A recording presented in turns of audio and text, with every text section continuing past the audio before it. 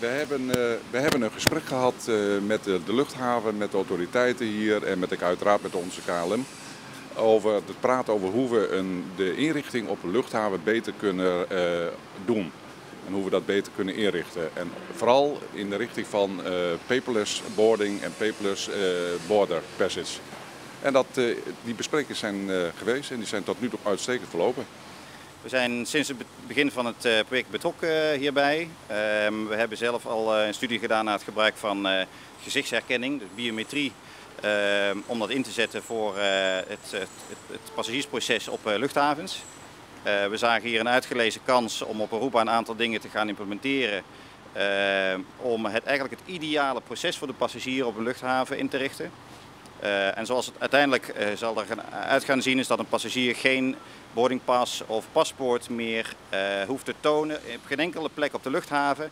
En eigenlijk van de voordeur tot de achterdeur via een aantal poortjes en via gezichtsherkenning door het grondproces kan gaan. Wat betekent dat dat veel sneller en veel veiliger kan en veel gemakkelijker voor die passagier. En dat is iets wat we heel graag willen leren, samen met Aruba en met de Nederlandse overheid willen gaan uittesten. Zodat we het ook later stadium op Schiphol kunnen gaan toepassen. In de tweede helft van dit jaar dat we echt kunnen starten met de Happy Flow. Ja. Die pre-clearance is een volgende stap, want de bedoeling is natuurlijk op lange termijn om pre-clearance te organiseren op Aruba. Maar waarbij de Happy Flow een voorfase is en die ook nuttig is om alle learnings te krijgen die nodig zijn om die pre-clearance nog voor elkaar te krijgen.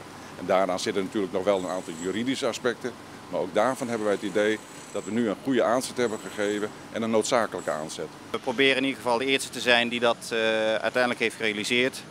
Zodat andere overheden, airlines, airports hier komen kijken hoe wij dit verzonnen hebben.